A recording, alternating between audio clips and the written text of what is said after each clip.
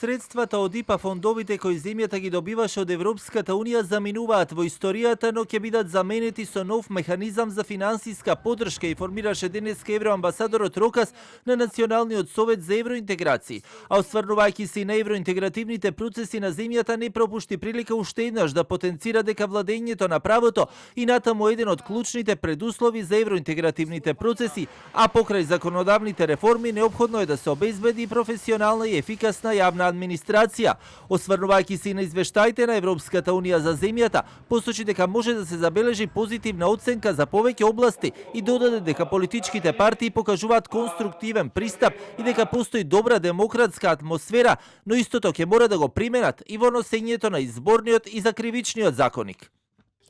Во овој момент не можам да кажам каква ќе биде конкретната одлука, но можам да кажам дека имаме флексибилен инструмент и дека предходните средства што се користеле во минатото од типот на ИПА фондови нема да бидат достапни понатака. Гледам дека постои можност и за дискусии, и за конфронтации на многу теми, но кога се работи за овие точки, многу е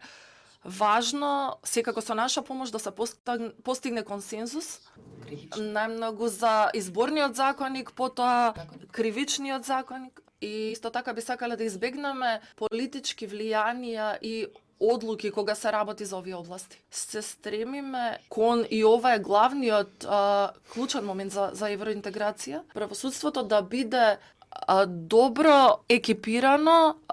да има доволно средства. Председателот пак на Националниот совет за евроинтеграција и лидер на СДС Мавенко Филипче пак го отвори прашањето што ќе се случи со парите од ЕУ за Македонија со оглед на тоа дека сите земји кандидатки кои беа во друштво со нас сега се многу понапред и ги отвараат поглавјата, откако Рокас најави укинување на ИПА средствата во тој формат во кој досега беа. Сепак не пропушти прилика Филипче да ја обвини владата на Мицковски дека, како што рече, направила државен удар врз евроинтеграциите на земјата. Нема друг извор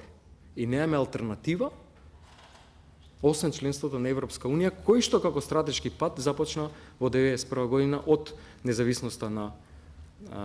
Македонија.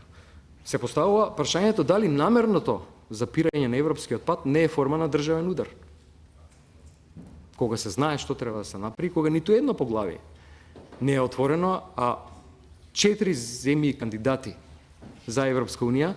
беа на заедничка во еден ден меѓувладина, посебни, се извинувам, не заеднички, но во еден ден одржани меѓувладени конференции. Премиерот Мицковски пак денеска посочи дека е задоволен од спроведувањето на реформската агенда со исклучок на изборниот законник за кој партиите не постигнаа согласност и вели денеска веќе имал комуникација со Брисел за следните реформски чекори кои ќе го опфатат грејс периодот до декември. Сега ние веќе денеска имавме предовој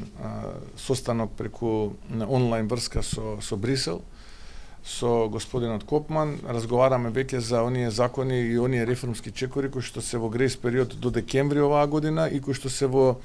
предвидениот рок од декември од оваа година, така што ние продолжуваме со несмалена динамика да испорачуваме.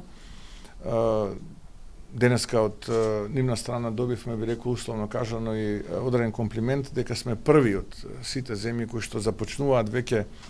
со овие чекори да се занимаваат. Евроамбасадорот Рокас и денеска го пофали капацитетот за исполнувањето на реформските закони, но особен акцент стави на правосудниот систем за кој посочи дека владата има уште многу да прави, а изрази надеж и дека партиите конечно во догледно време ќе седнат да се договорат околу изборниот законник.